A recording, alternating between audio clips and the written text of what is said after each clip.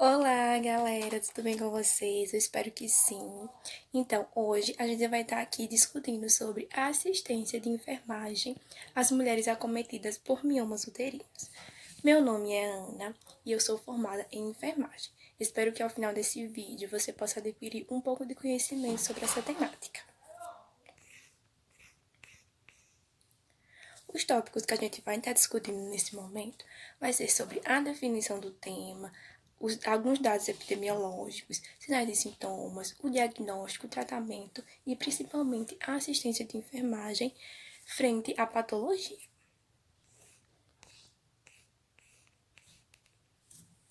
Então, começando a falar sobre a definição. O útero, ele é um órgão muscular vital para a reprodução feminina, no qual o mesmo fica localizado na pelve e ele tem medições de aproximadamente 7 a 8 centímetros de comprimento, 5 centímetros de largura e 2 a 3 centímetros de espessura e aproximadamente 40 gramas. Como a maioria de vocês devem saber, o útero, ele é o órgão responsável pela reprodução humana. É o órgão ali que vai fazer com que gere o feto, gere o bebê, gere uma vida. E por isso a importância da gente estar estudando as patologias que acometem o mesmo. E entre as patologias que acometem o mesmo, temos o mioma. Então, o que é o mioma? O mioma, eles são tumores benignos e são compostos principalmente por músculo liso e tecido conjuntivo. Falando sobre a origem da palavra mioma, mio, ele vem de músculo, ioma, ele vem de tumor. Por isso a classificação de ser miomas na musculatura lisa, na musculatura do útero.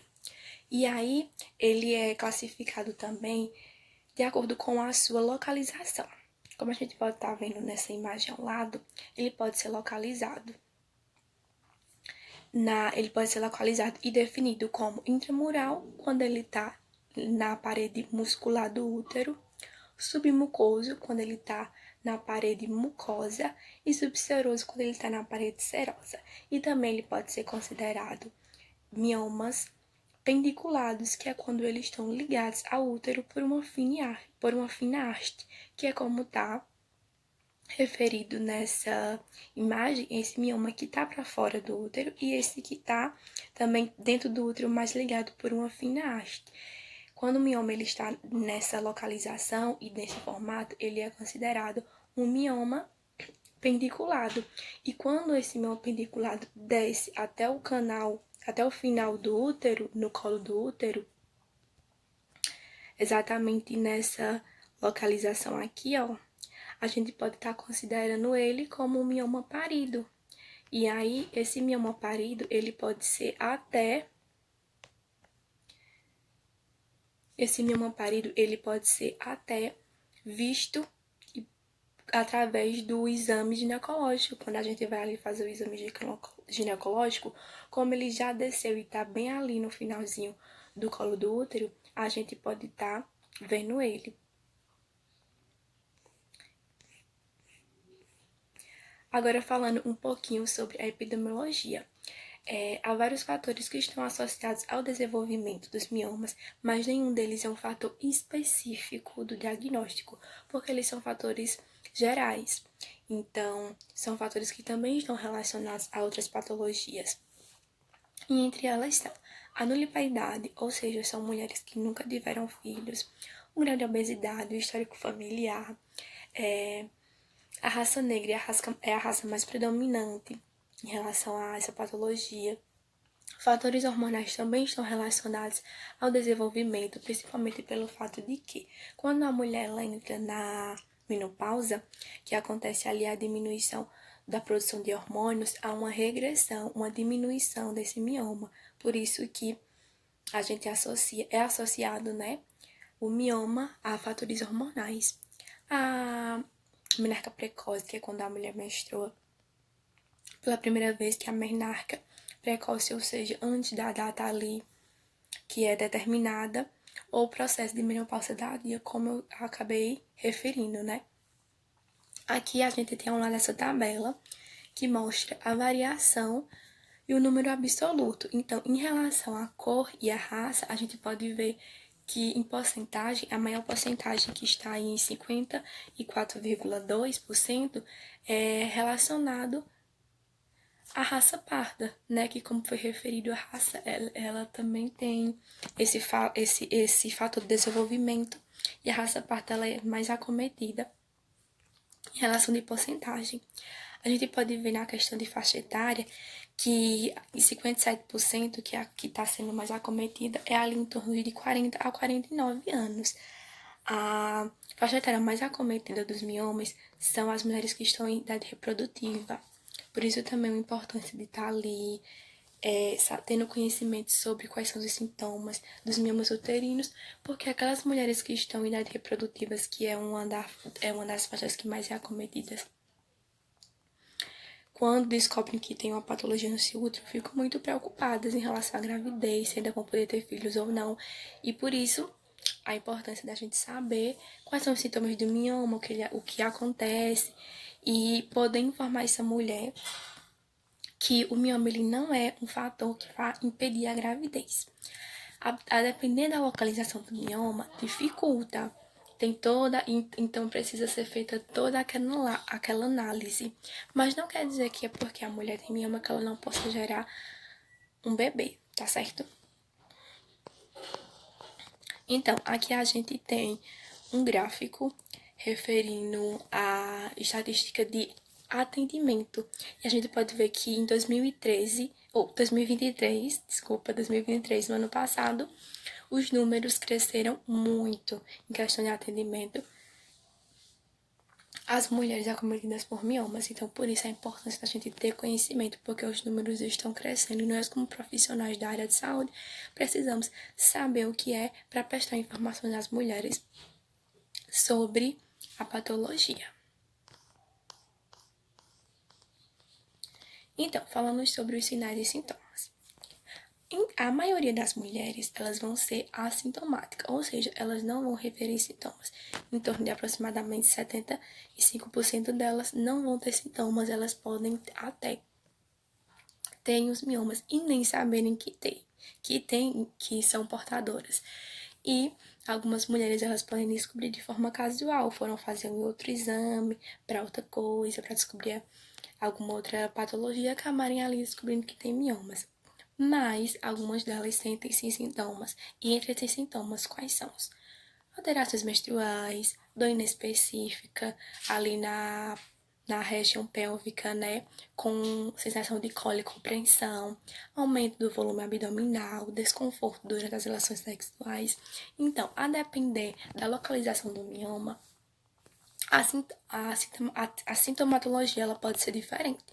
Como eu expliquei no slide acima, né? Os miomas eles são classificados de acordo com a sua localização, intramural, subseroso, submucoso. E a depender dessa localização, cada uma vai ter um sintoma. Por exemplo, mostrando aqui para vocês, por exemplo, o considerado classificado como intramural, que está ali na musculatura do útero, um dos principais sintomas é a cólica, porque ele está exatamente na musculatura do útero. O submucoso, por exemplo, um dos principais sintomas é a alteração menstrual, por conta quando a mulher vai menstruar, há essa descamação, e por isso elas sentem essa alteração menstrual mais evidente. O subseroso, uma das principais sintomatologias é a apreensão, por conta que ele vai estar crescendo e se expandindo para o lado que vai estar fazendo essa pressão contra os órgãos que estarão ali ao lado do útero, por isso que elas sentem muito essa apreensão. E o volume abdominal, ele pode vir por conta do crescimento exacerbado desse mioma. Eles podem crescer tanto ao ponto de que visualmente você possa ver uma mulher e achar, por exemplo, que ela esteja grávida e que não seja gravidez, seja um mioma. Porque se esse mioma cresceu de uma forma tão exacerbada que ficou visualmente explícito. E você também, no exame físico, quando for palpar a região abdominal dessa mulher, você pode sentir o mioma na hora que você estiver fazendo ali a palpação abdominal. Sobre o diagnóstico e tratamento. O diagnóstico, a gente sabe, né, que vai ser feito por um profissional médico, um profissional especialista, mas cabe a nós fazer um diagnóstico precoce, porque essa mulher, quando começar a sentir ali os primeiros sinais e sintomas, ela vai procurar o serviço de saúde. E nós somos a UBS é a porta de entrada do Sistema Único de Saúde. E aí, quando essa mulher chega ali na UBS referindo necessidade de sintomas, cabe a nós saber quais são os sintomas, escutar ela, saber identificar, ligar esse alerta do que possivelmente seria, de que possivelmente poderia ser um mioma e auxiliar no diagnóstico precoce. Porque nós profissionais, nós da enfermagem, vamos ser um dos primeiros profissionais que vamos escutá-las e acolhê-las quando elas chegarem referindo os sinais e sintomas. Então, a importância da gente saber identificar esses sinais, encaminhar para outros profissionais para fazer com que a gente auxilie nesse diagnóstico precoce. E o diagnóstico ele vai ser feito com o quê? Com o exame físico, como eu falei para vocês. Alguns miomas, eles vão poder ser palpados na região abdominal. Alguns miomas, eles vão poder ser vistos quando a gente fazer ali o exame ginecológico. Então, os sinais e sintomas que a mulher vão referir que vai ser análise clínica. Então, a gente vai poder analisar os sinais que ela falar, os sintomas que ela falar e os sinais que a gente observar e perceber que possivelmente pode ser um mioma e fazer um diagnóstico precoce. E aí, entre os exames de imagem, né, que vão ser analisados, podem ser a ultrassonografia pélvica, a ressonância magnética, entre outros. Sobre o tratamento. Algumas mulheres, elas nem vão precisar de tratamento.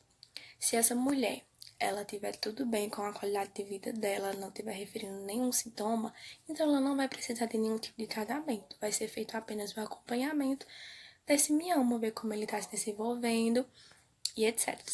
Mas não vai precisar ter um tratamento, uma proposta ali de intervenção propriamente dita.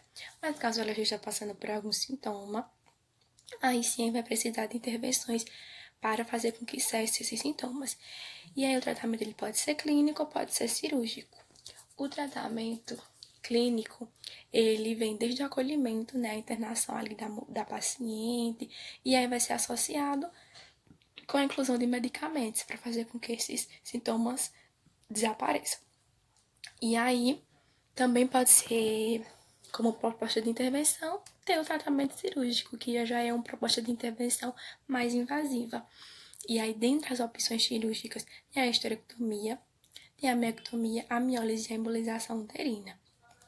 Então, o nosso papel diante do tratamento é o quê? É informar a mulher quais são os tipos de tratamento que ela possa vir a realizar.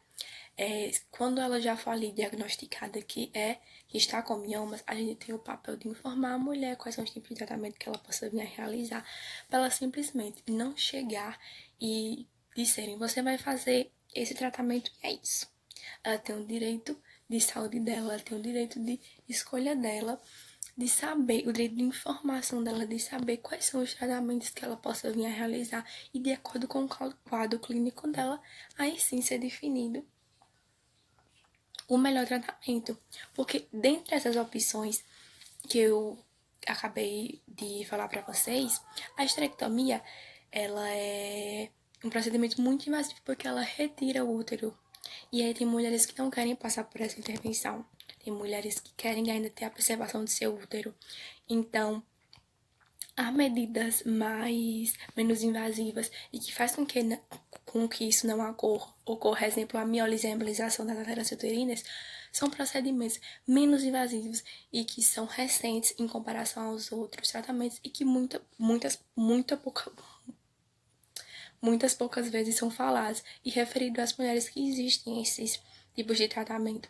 Então, cabem a nós chegar para a paciente e informar ela que existem as opções de tratamento e que ela possa vir a discutir sobre qual que ela quer e qual vai ser o melhor a depender do seu quadro clínico, certo? Então, a assistência de enfermagem, né? A gente pode oferecer informações ao diagnóstico, como eu falei, de fazer um diagnóstico precoce quando ela chegar ali na unidade básica de saúde. ao tratamento, porque você vai estar ali informando a mulher quais são os tipos de tratamento, que tem a esterectomia, que é um procedimento que vai fazer a retirada do útero, tem a miólise, que vai fazer a retirada do mioma, tem a miólise e tem a embolização, que são procedimentos menos invasivos e que não vai ser preciso, e que não vai propriamente ser preciso retirar o útero, caso ela ainda queira preservá-lo. E aí também fazer orientações sobre a patologia, né? Que é informar ela, principalmente que quando a mulher sabe que tem mioma e ela não tem conhecimento sobre a patologia e alguém disser, é um tumor, ela vai ficar muito preocupada em relação a saber que é um tumor. Então, cabe a nós, profissionais de saúde, prestar a ela essa informação que se trata de um tumor, mas é um tumor benigno, ou seja, não é um tumor maligno, ela não precisa ter tanto anseio, ficar tão ansiosa em relação a essa questão. E informar ela que há pacientes que têm miomas e que, por vezes, nem passam por intervenções. Elas são portadoras e acabam passando a vida inteira tendo miomas e nem precisando de intervenções, porque isso não interferiu na qualidade de vida delas. E a gente só vai intervir quando precisa, quando realmente ela estiver passando por algum sintoma. Então, não é uma patologia que ela deva se preocupar por estar falando em tumor, porque algumas pessoas têm essa interpretação de que se falou em tumor é algo muito, muito maligno. Então, a gente tem que deixar assim para ela que é benigno e que ela não precisa ter toda essa preocupação. E a enfermagem, ela também atua após confirmação dos outros profissionais, né, que tá confirmado ali que ela tá com mioma, a gente também atua após isso. Ali na área hospitalar, a gente intervir na paciente, dando orientações e não deixando de citar assuntos referentes ao cuidado pós-operatório e esclarecer dúvidas da mulher e seu acompanhante.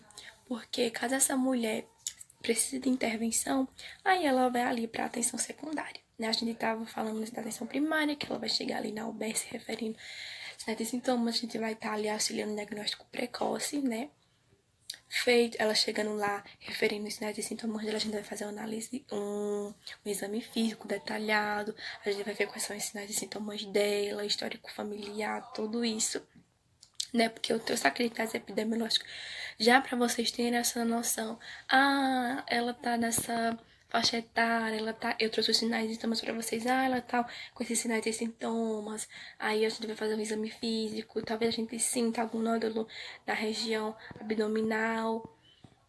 Então a gente vai vendo essas análises e a gente já pode ligar o alerta de que provavelmente seja e aí auxiliar no diagnóstico precoce.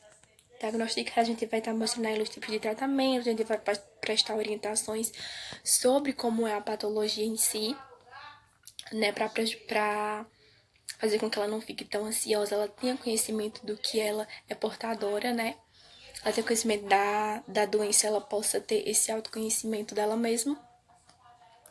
E aí, caso seja isso na atenção primária, né? Aí, caso ela precise passar por uma intervenção e ela precise ir para a atenção secundária, a gente vai estar ali prestando orientações quanto aos cuidados pré e pós-operatórios. A gente vai estar ali utilizando a assistência de enfermagem perioperatória.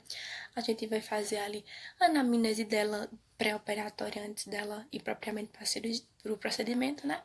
A gente vai estar fazendo anamnese, a gente vai estar vendo o histórico delas, os procedimentos que se ela já passou por algum procedimento, toda essa questão de se ela tem algum tipo de alergia, toda essa análise e preparação dela para o procedimento. E além dessa análise física, a gente vai estar prestando também apoio emocional, né?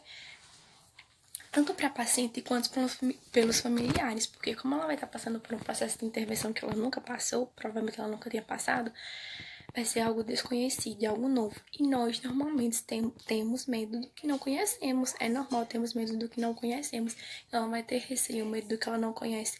E a gente pode estar ali intervindo nesse emocional dela, fazendo o quê? Prestando informações a ela de como é o tratamento, quem são os profissionais que vão estar realizando o tratamento, para fazer com que ela fique mais tranquila e com menos receio em relação a isso, tanto ela quanto seu acompanhante.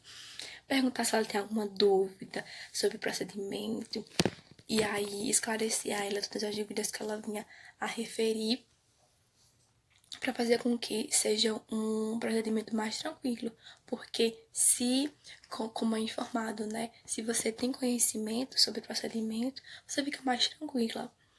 E aí, através da consulta de enfermagem, né, tem papel importante para atuar desde o começo da doença. A gente vai fazer essa consulta de enfermagem desde ali da atenção primária, quando ela tá ali na UBS, até quando ela for passar pelo procedimento de intervenção e receber a alta, e você vai estar ali informando para ela quais são. A gente vai estar ali informando para a paciente quais são os sinais que ela possa apresentar e que, caso ela apresente, ela procure o serviço de novo, né, depois do pós-operatório. E depois que ela tiver saído do pós-operatório, a gente vai estar ali analisando como ela tá respondendo ao processo de intervenção, se ela está sentindo como ela está reagindo ao procedimento e etc. E aí, agora a gente retomando e falando sobre a questão da gravidez, né? Porque como eu falei, a gente tem, como papel de enfermagem, a gente tem o dever de prestar orientações às mulheres, de prestar informação. E aí algumas mulheres, quando elas forem diagnosticada com miomas, um dos anseios dela vai ser em questão à gravidez.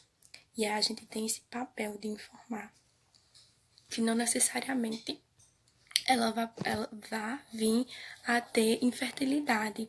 Um dos sintomas referidos dos miomas pode sim ser infertilidade, entretanto,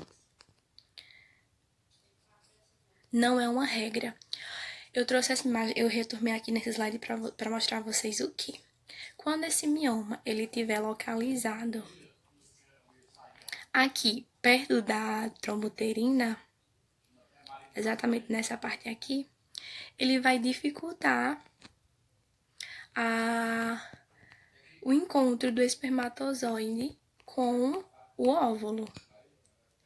E aí, como não vai ter esse encontro se o mioma ele estiver localizado nessa partezinha que eu tinha marcado para vocês, ele vai impedir com que o óvulo que vai sair ali da tômbra passe e se encontre com... Vai fazer com que esse óvulo que tá saindo ali do ovário, que passa pela tromba, ele não se encontre com o espermatozoide que vai chegar ali, por conta que vai ter essa obstrução e vai fazer com que eles não se encontrem. Então, isso é um dos motivos que possa causar infertilidade nas mulheres, mas não necessariamente é uma regra, tá, gente? Se ele não tiver localizado ali, a gestação pode vir a ocorrer. Mas também se ele tiver localizado ali na parede submucosa, pode fazer com que o embrião ele não se implante, porque o óvulo ali, né, se nida, faz a nidação dele na parede do útero, né, para fazer com que ocorra o desenvolvimento embrionário, e às vezes ele pode acabar não se nidando por conta do útero. Então, essas são uma das situações que fazem com que o embrião não se desenvolva, né? Porque pode ser que não ocorra a fecundação por obstrução, pode ser que não ocorra a anidação na parede do útero, mas não quer dizer que seja uma regra, né? Ela pode sim, com acompanhamento, vendo como é que tá desenvolvendo esse mioma. Ela pode vir primeiro, caso esse mioma esteja em uma localização não favorável, ela pode vir primeiro estar fazendo com que esse mioma diminua, né, fazendo essa redução com os tratamentos, né, que podem ser o clínico ou o tratamento cirúrgico, porque há procedimentos cirúrgicos que não precisa fazer a retirada do útero, né, como eu expliquei, então ela pode estar vindo a passar por esses procedimentos de intervenção e aí depois ter a gravidez. Depois que o mioma já estiver ali em seu estado mais regredido, ela pode vir a ter, a gerar o feto. Caso um dos anseios dessa mulher seja essa questão de ter filhos. E falando sobre a questão de anticoncepcionais, essa mulher pode estar usando o DIU, ela pode estar usando, né? Porque caso você esteja, quando você for fazer ali o planejamento familiar e a opção dela não seja ter filho, né? Seja não ter filho. Então, você pode estar ali ofertando a ela, vendo toda essa análise de histórico de saúde, de histórico familiar, para ver qual vai ser o melhor método anticoncepcional que ela possa estar usando, mas não intervém, não há médicos que intervêm. Exemplo, o DIU, não é porque ela tem uma patologia no útero que ela possa não estar utilizando o DIU, ela pode sim utilizar o DIU, entre outros métodos, que a gente vai estar ali analisando junto com ela qual é o que ela prefere e qual vai ser o melhor, dependendo da situação dela. Então, para finalizar aqui, essas são as referências que eu trouxe. Caso vocês queiram dar uma olhada sobre esses artigos, que foi da onde eu tirei essas informações para estar trazendo aqui para vocês podem dar uma olhada. Tá certo? Aquelas tabelas e gráficos que eu trouxe para vocês foram de um artigo também. Então, que é esse último artigo, Panorama Epidemiológico de Saberes para a Saúde da Mulher, de Oliveira. Então, vocês podem dar uma olhada. Uma coisa bem bacana. E, para finalizar, eu trouxe essa mensagem para vocês. Cuidar de alguém é um ato de amor que transforma tanto quem dá quanto quem recebe. Então, por isso, é super necessário a gente ter humanização no cuidado, né? Parece até clichê, a gente tá falando sobre isso, mas é muito necessário estar falando sobre isso. Porque se a gente fala, e tem gente que não faz, imagina se não falasse. Então, se lembrem sempre como aquela frase, né? Você tá cuidando da vida de uma pessoa que é o amor de alguém. Então, que essa frase é bem debatida. Então, o jeito que você cuida de alguém transforma tanto a pessoa que você cuida como também lhe transforma. Tá, galera? Então é isso. Espero que vocês tenham aprendido alguma coisa sobre essa temática e que vocês tenham gostado. Muito obrigada pela atenção e até mais.